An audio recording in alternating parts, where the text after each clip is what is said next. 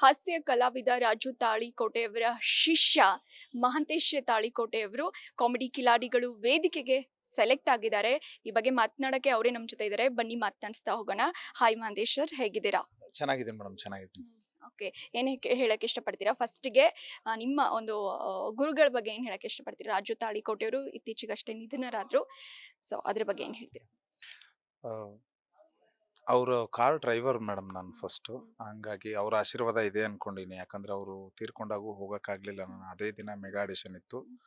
ಒಂದು ಅವಕಾಶ ಬಂತು ಅಂತೇಳಿ, ಇಲ್ಲ ನಾನು ಈ ಕಡೆ ಕಳಿಸಿದ್ರು ಹೇಳ್ಬಿಟ್ಟು, ಇಲ್ಲ ಹೋಗ್ಬಾ ನೀನು ಅಂತ ಹೇಳಿ. ತುಂಬ ದಿನ ಅವ್ರ ಜೊತೆ ಕಳೆದಿದ್ದೀನಿ. ಅವ್ರ ಆಶೀರ್ವಾದ ಇದೆ. ಅವ್ರು ತುಂಬ ಹೇಳ್ಕೊಟ್ಟಿದ್ದಾರೆ, ಕಲಿಸಿ. ಇವತ್ತೊಬ್ಬ ಕಲಾವಿದನಾಗಿ ನಾನು ಏನಾದರೂ ಇದ್ದೀನಿ ಅಂದರೆ ಅದು ಕಾರಣ ಅವರು. ಓಕೆ, ಎಕ್ಸಾಕ್ಟ್ಲಿ ಏನಾಗಿತ್ತು ಅವ್ರಿಗೆ? ನಾನು ಇಲ್ಲಿ ನಾಟಕದಲ್ಲಿದ್ದೆ ಮೇಡಮ್. ಅವ್ರು ಶೂಟಿಂಗ್ ಹೋದಲ್ಲೇ ಅಷ್ಟೇ. ಎಲ್ರೂ ಗೊತ್ತಿರೋ ವಿಷಯನೇ ನನಗೆ ಗೊತ್ತಿರೋದು. ಪೂರ್ತಿ ಪರ್ಸ್ನಲ್ ಆಗಿ ಪೂರ್ತಿ ಗೊತ್ತಿಲ್ಲ ನನಗೆ. ಮಿಸ್ಸಸ್ನ ಕೇಳ್ದ ಅಂದರೆ ನಮ್ಮ ಚಿಕ್ಕಮ್ಮ ಅವ್ರನ್ನ ಕೇಳಿದಾಗ್ಲೂ ಕೂಡ ಅದನ್ನೇ ಗೊತ್ತಾಗಿದ್ದು. ತುಂಬ ಅಳ್ತಾ ಇದ್ವಿ ನಾವು, ಅದೇ ಇದರಲ್ಲಿದ್ವಿ. ಹಾಗಾಗಿ ನಾಟಕ ಕ್ಲೋಸ್ ಮಾಡಿ ಅಲ್ಲಿಂದನೇ ತಿರ್ಗಾ ದಿನನೇ ಆಡಿಷನ್ ಇತ್ತು. ನೈಟ್ ಹತ್ಬಿಟ್ಟು ನಾನು ಈ ಕಡೆ ಬಂದೆ. ಓನರ್ ಪಾಪು ಕಲ್ಲೂರು ಅಂತ, ಇಲ್ಲ ನೀನು ಹೋಗು, ಆಗಿದೆ, ಏನು ಮಾಡೋಕ್ಕಾಗಲ್ಲ, ಅವಕಾಶ ಬಂದಿದೆ, ಬಿಡಬೇಡ ಅಂತ. ನೀವು ಕೊನೆದಾಗ ಭೇಟಿ ಆಗಿದ್ಯಾ ಯಾವಾಗ ಅವ್ರನ್ನ? ನಾನು ಬನಶಂಕರಿ ಜಾತ್ರೆ ಮೀಟ್ ಆಗ್ತಾ ಇದ್ವಿ. ಯಾವಾಗ ಸಿಗ್ತಾ ಇದ್ರು, ಆರಾಮದಿರ್ ಕಾಕ, ಹ್ಞೂ ಆರಾಮದಿನಪ್ಪ ಅಂತ. ಆ ಥರ ಪ್ರೀತಿಯಿಂದನೇ ಮಾತಾಡ್ಸೋರು, ಪ್ರೀತಿಯಿಂದ ನಾವು ನೋಡ್ಕೊಂತಿದ್ರು ನಮ್ಮನ್ನ. ನೈಸ್. ನೋಡಿ, ಒಬ್ರು ಡ್ರೈವರ್ ಆಗಿ ಇದ್ಕೊಂಡು ಅಲ್ಲಿಂದ ಮತ್ತೆ ಈ ವೇದಿಕೆವರೆಗೂ ಕಾಮಿಡಿ ಕಿಲಾಡಿಗಳು ವೇದಿಕೆ ಒಂದು ಹಾಸ್ಯ ಪ್ರಪಂಚಕ್ಕೆ ಕಾಲಿಟ್ಟಿದ್ದೀರಾ. ಸೊ ಈ ಬಗ್ಗೆ ಏನ್ ಹೇಳ್ತೀರಾ? ಖುಷಿ ಆಗುತ್ತೆ ಮೇಡಮ್. ತುಂಬ ಕಷ್ಟ. ಕಷ್ಟ ಅನ್ನೋದಕ್ಕೆ ಎಲ್ರಿಗೂ ಪ್ರತಿಯೊಬ್ಬ ಕಷ್ಟಪಟ್ಟಾಗ್ಲೇ ಸಿಗೋದು. ಹಾಗೆ ನಾನು ಎಲ್ಲರೂ ಮಾಡೋ ರೀತಿ ನಾನು ಕೆಲಸಗಳನ್ನು ಮಾಡಿಕೊಂಡೆ. ಪೋಸ್ಟ್ ಅಂಟಿಸಿ, ಟಿಕೆಟ್ ಹರಿದು, ನಾಟಕ ಕಂಪ್ನಿಯಲ್ಲಿ ಕೆಲಸ ಮಾಡಿ, ಆಮೇಲೆ ಪಾತ್ರ ಮಾಡಿ, ಇವಾಗ ಅವಕಾಶ ಒಂದು ಜಿ ಕನ್ನಡ ಅನ್ನೋ ವೇದಿಕೆ ಒಂದು ಅವಕಾಶ ರೂಪಿಸ್ಕೊಟ್ಟಿದೆ. ಇಲ್ಲಿಂದ ನಾನು ಒಬ್ಬ ಒಳ್ಳೆ ಕಲಾವಿದನಾಗಿ ಇನ್ನೂ ಎಷ್ಟು ಜನರ ನಗಿಸ್ತೀನಿ ಅಂತ ಭರವಸೆ ಕೊಡ್ತೀನಿ ಮೇಡಮ್. ಖಂಡಿತ. ಹಾಗೇನೆ ಮೆಗಾ ಆಡಿಷನ್ ಟೈಮಲ್ಲಿ ತುಂಬಾ ಒಂದು ಲಾಂಗ್ ಅಂದ್ರೆ ವೇದಿಕೆ ಮೇಲೆ ತುಂಬಾ ಹೊತ್ತು ನೀವಿದ್ರಿ ಅಂತ ಹೇಳ್ಬೋದು.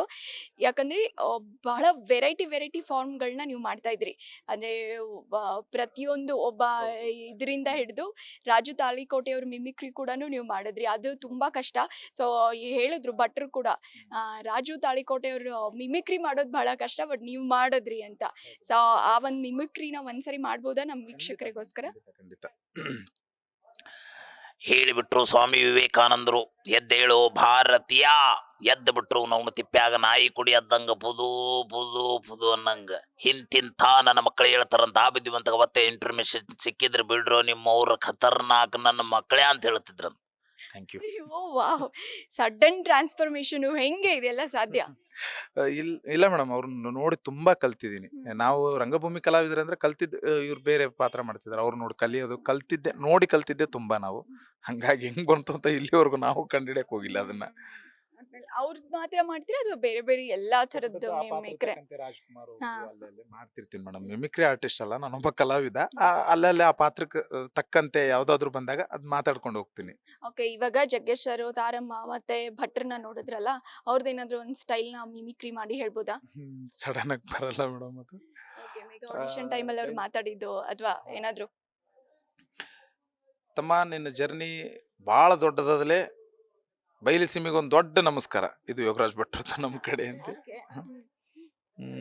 ಜಗಣ್ಣ ಅವರು, ಜಗ್ಗೇಶ್ ಸರ್ನ ನೋಡಿದಾಗ ನಾನು ದೇವರು ಅಂತ ನೋಡ್ತೀನಿ ಅವ್ರಿಗೆ. ಯಾಕಂದ್ರೆ ನಾನು ರಾಯರ್ ಭಕ್ತ. ಅವ್ರನ್ನ ನೋಡಿದಾಗ ನಾನು ತುಂಬಾ ಇದು ಆಗ್ತೀನಿ. ಹಂಗಾಗಿ ಅವರು ಕಮೆಂಟ್ ಕೊಡ್ತಿರ್ಬೇಕಾದ್ರೆ ನನಗೆ ಹೋದ್ವಾ ಕಮೆಂಟ್ಗಳು ಕೊಟ್ಟಾಗ ಬರೀ ಅವ್ರ ಮುಖಾನ ನೋಡ್ತಿರ್ಬೇಕು ಅನ್ಸುತ್ತೆ, ಅಷ್ಟು ಫೀಲ್. ತಾರಮ್ಮ ಅಂತೂ ಅಮ್ಮ, ನಮ್ಗೆಲ್ರೂ ಕಂಟೆಸ್ಟೆಂಟ್ಗಳಿಗೂ ಅಮ್ಮ ಆಗ್ಬಿಟ್ಟಾರ ಅವರು. ತುಂಬಾ ಚೆನ್ನಾಗಿ ನೋಡ್ಕೊಂತಿದ್ದಾರೆ. ಅವ್ರು ಮಿಮಿಕ್ರಿ ಇನ್ನೂ ಟ್ರೈ ಮಾಡಿಲ್ಲ. ಮುಂದಿನ ದಿನಗಳಲ್ಲಿ ಖಂಡಿತ ಮಾಡ್ತೀವಿ.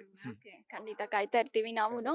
ಸೊ ತಾಳಿಕೋಟೆ ಜನತೆ ಅಂದ್ರೆ ಸೆಲೆಕ್ಟ್ ಆದ್ಮೇಲೆ ಹೋಗಿದ್ರ ಊರ್ಗೆ ವಿಟಿ ಎಲ್ಲ ಮಾಡಕ್ಕೆ ಅಥವಾ ಏನಾದ್ರು? ಇಲ್ಲ ಮೇಡಮ್, ಈಗ ಹೋಗ್ತಾ ಇದೀವಿ. ನೆಕ್ಸ್ಟ್ ವಾರ ವಿಟಿ ಇದೆ, ಪ್ಲಾನ್ ಇದೆ, ಹೋಗ್ಬೇಕು. ಬಟ್ ಇವಾಗ್ಲೇ ನಾನು ಸೆಲೆಕ್ಟ್ ಆದಾಗ್ಲೇ ಪಟಾಕಿ ಹೊಡೆದು ಬ್ಯಾನರ್ಗಳೆಲ್ಲ ಹಾಕಿ ತುಂಬಾ ಖುಷಿ ಪಡ್ತಾ ಇದ್ದಾರೆ. ನನ್ನ ಸ್ನೇಹಿತರು ಅಂದ್ರೆ 1ನೇ ಕ್ಲಾಸಿಂದ ಇಲ್ಲಿವರೆಗೂ ಓದಿರೋಂಥ ಜೊತೆಗಿರೋ ಎಲ್ಲಾ ಸ್ನೇಹಿತರು ಹಂಗೆ ಇದ್ದಾರೆ.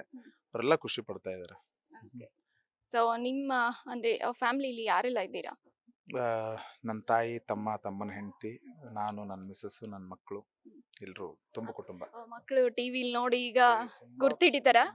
ತುಂಬಾ ಖುಷಿ ರೀ.